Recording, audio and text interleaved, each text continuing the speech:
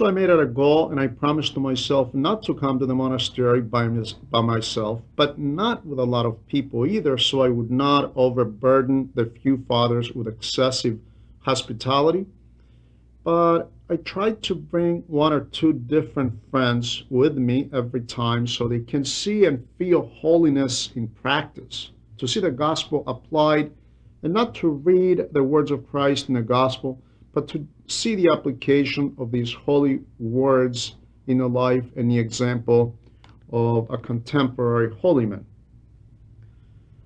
The first one was my friend who came all by himself. When I went outside, I started with him. I said, "We have a very important man here, my friend." And I proceeded to tell him some of his revelations. He began to fear. And the elder told me, tell him he needs to come in because he has a serious health problem.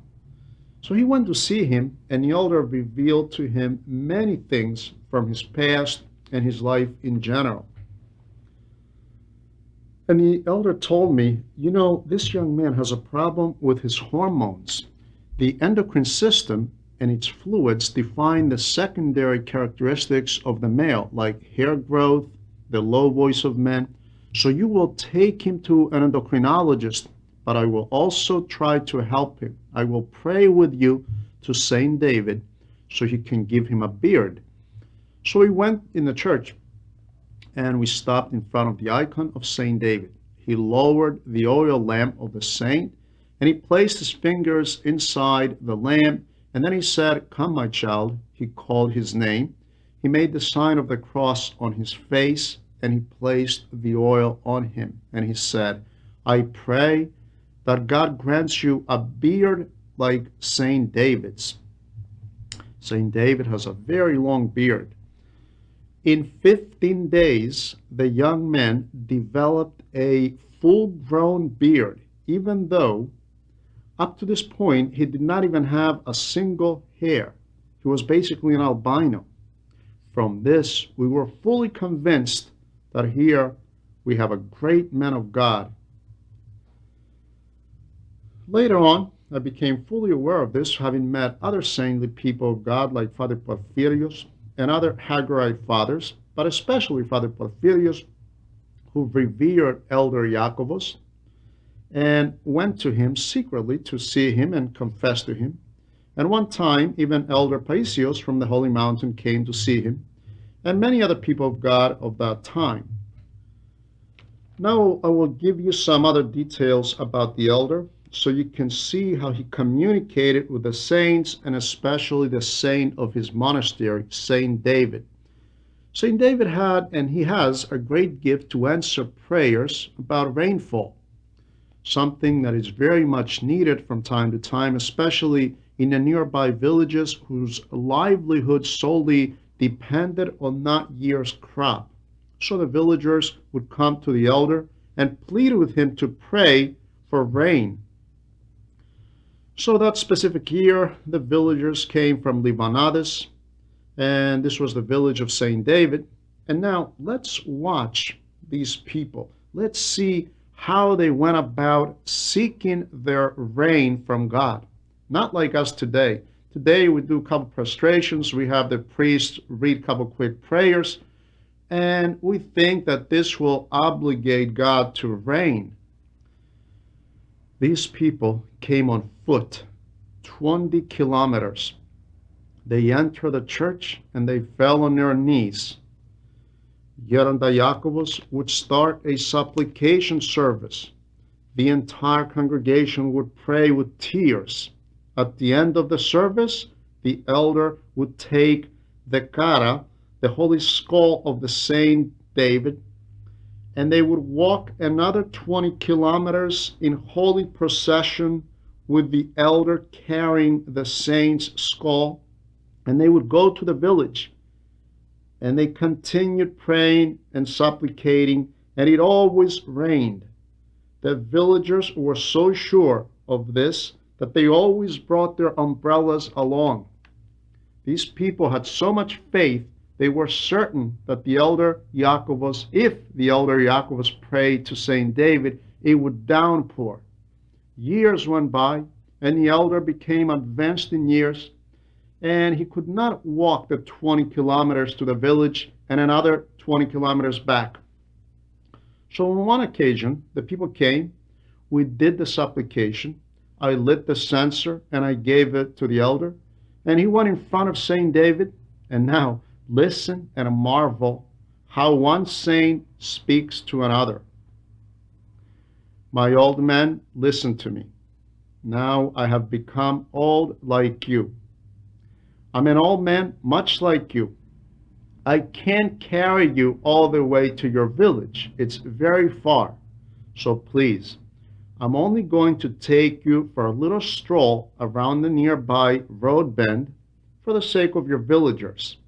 And I want you to do me the favor and bring rain. Now, please, I can no longer walk all the way to your village, not to mention that I have so many people that come to see me for confession. So please, I'm asking you again that when we get close to the road bend, I want you to let it break loose, thunder and all. Make sure you don't offend me. And he shook his finger at him. So he put on his petrachili, the stole, and he took the holy skull. And I remember I was walking in front with a censer.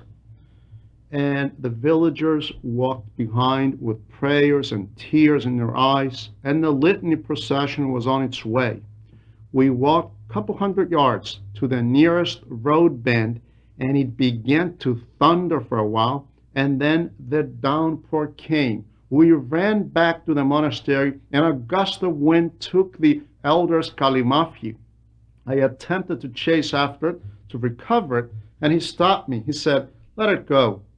The main thing is that we got our rain. We can always make more kalimafhis." As you can see, this is how the people of God attract God's mercy. And they have their prayers heard, receiving their needed rain.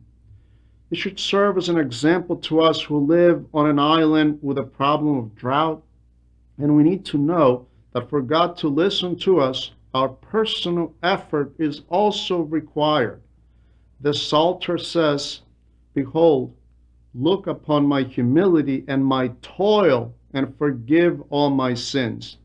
Prayer requires toil and work, and toil is synonymous with humility, humility of the body and the soul, or the spirit. Elder Iakovos had another trait that it would be good to bring it up and keep it in mind for all of us. He was fully aware and able to sense the spiritual events of the divine liturgy. In other words, the chanters chant, "We who mystically represent the cherubim and the life-giving Trinity," the cherubic hymn, as we say.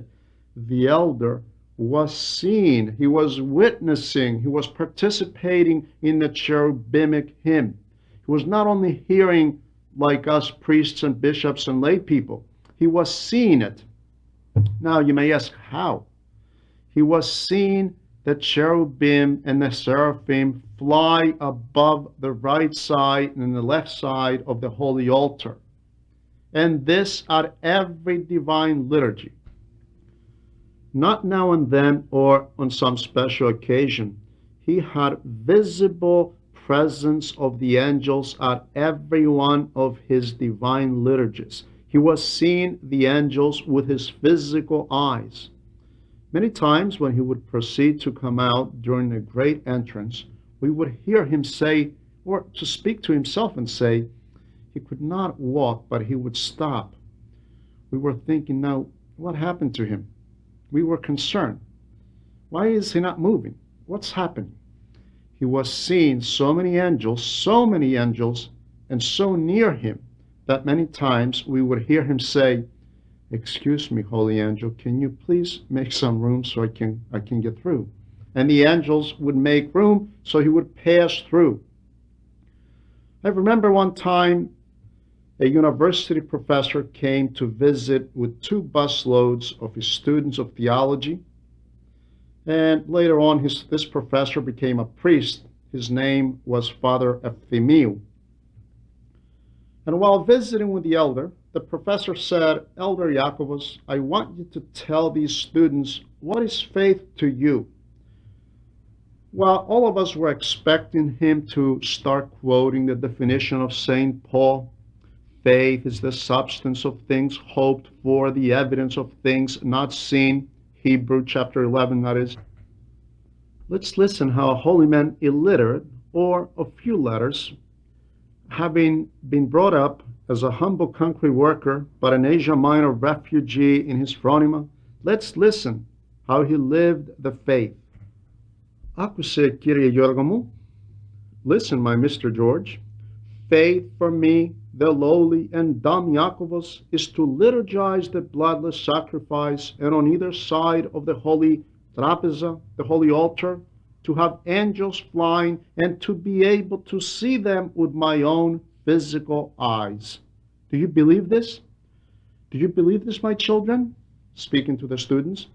Most of the students began to cry at this point.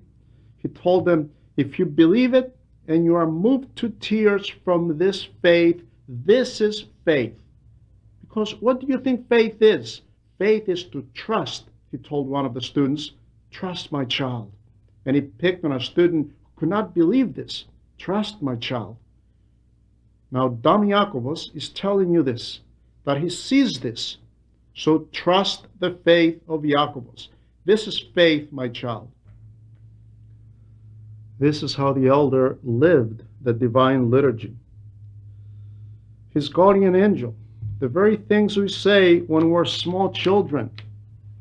Όταν πέφτω κάνω το σταυρό μου, άγγελο έχω στο πλευρό μου. When I lay down to sleep, I make my cross to keep my angel on my side. He was visibly seeing his guardian angel.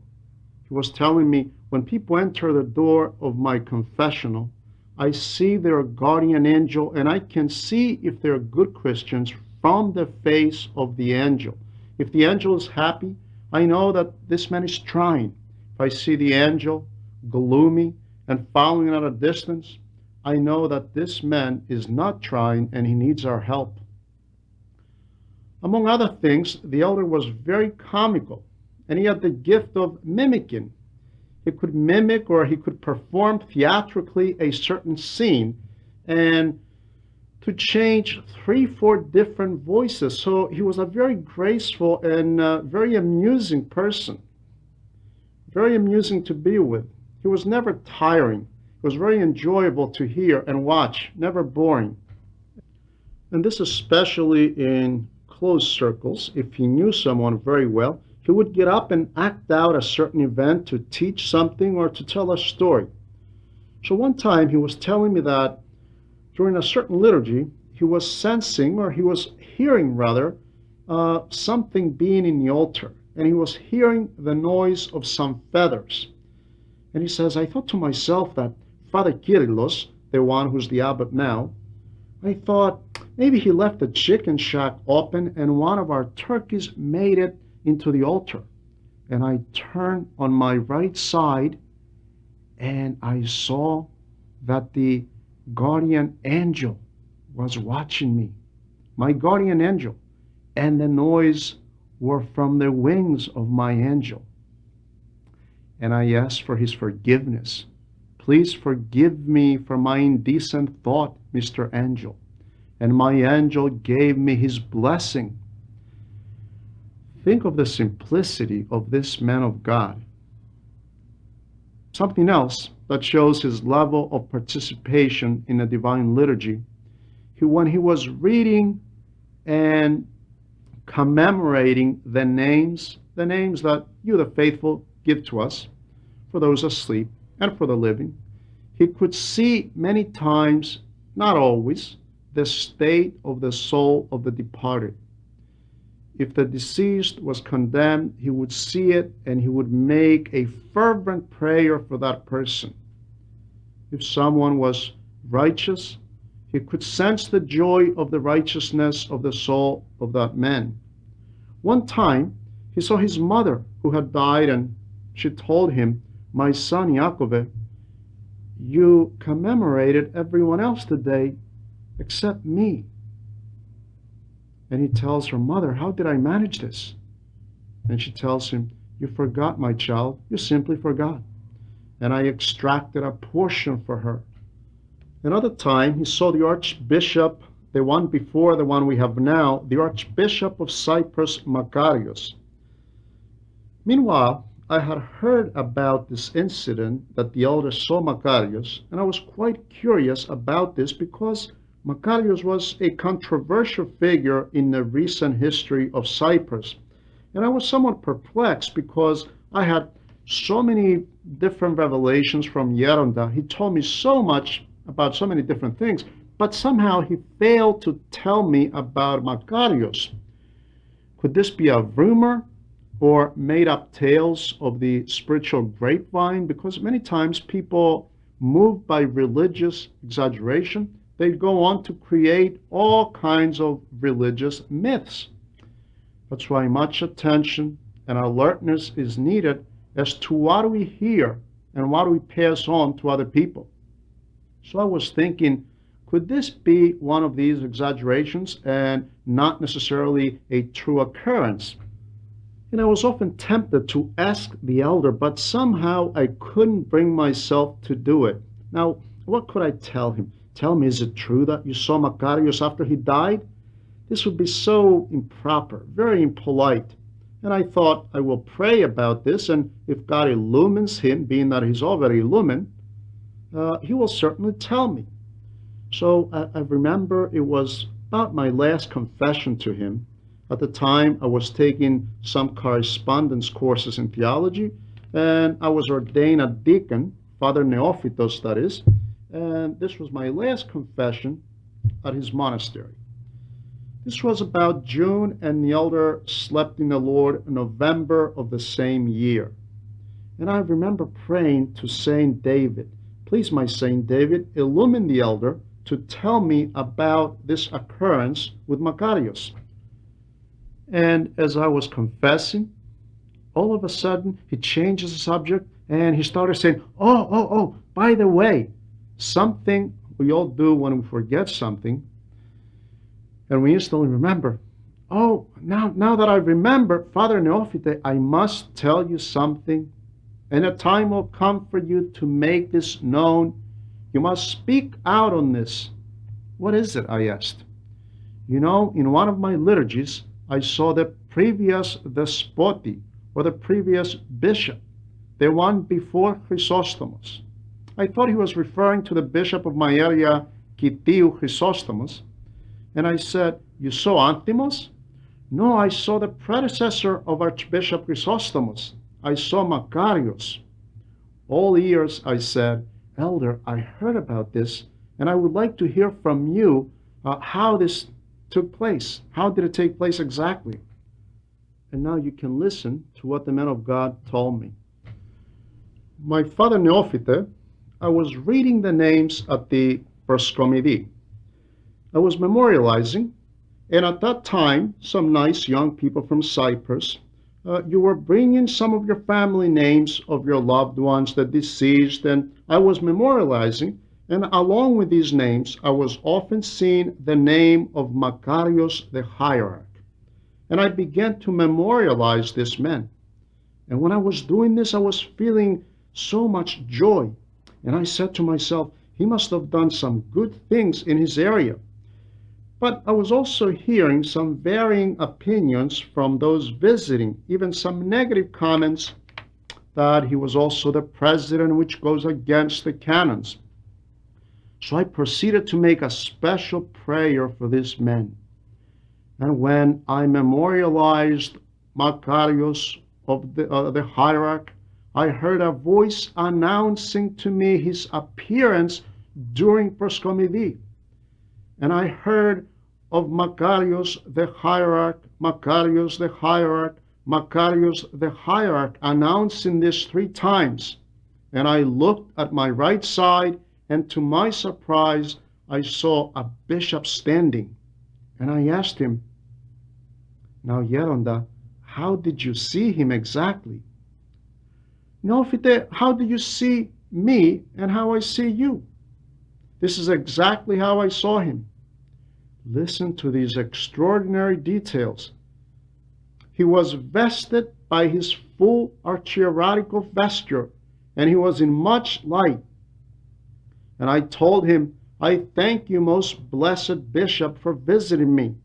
And he told me, no, I thank you, Father Iakovos, because even though I never did anything for you, you memorialized me, and I received great grace and joy from this prayer. Do you see how the souls communicate in the divine liturgy and in the memorializing that we do? And he took his portion and he left. Εν είτε αυτόν επί τες δυναστείες αυτού, εν είτε αυτόν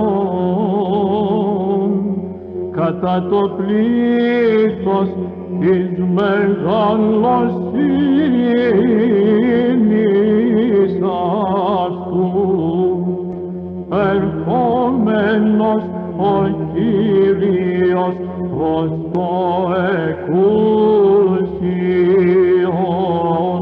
τάφους.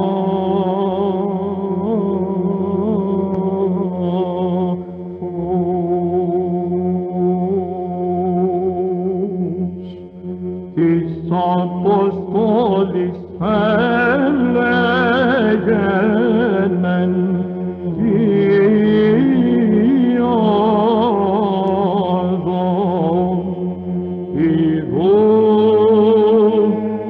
αναβαίνομεν εις Ιεροσόλυμα και παραδοθήσεντε ο Υιός του ανθρώπου, καθώς γεγράφεται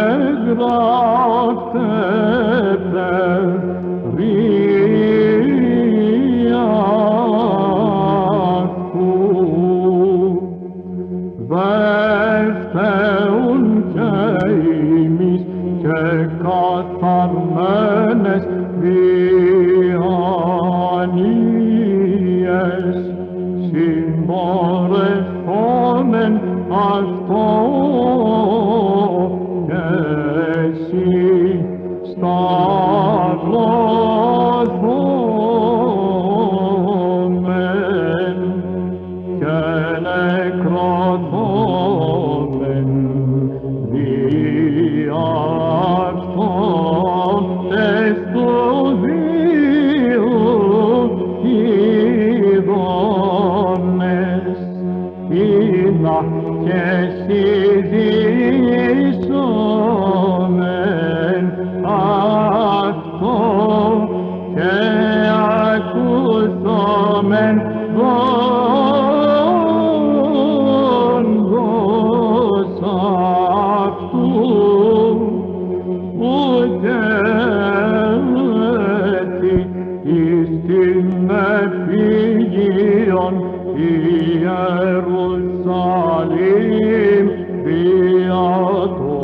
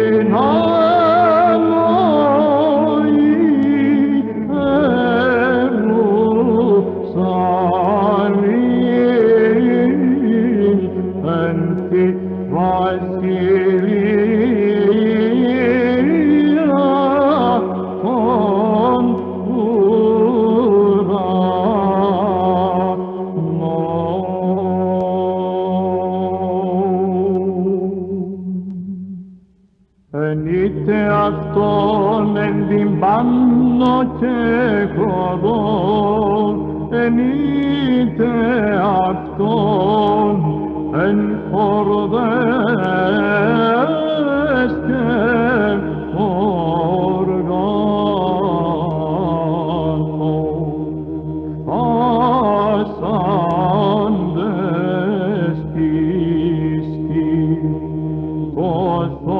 σωτηρίον πάθος Χριστού του Θεού, την άφατον αυτού μακροθυμίαν δοξά.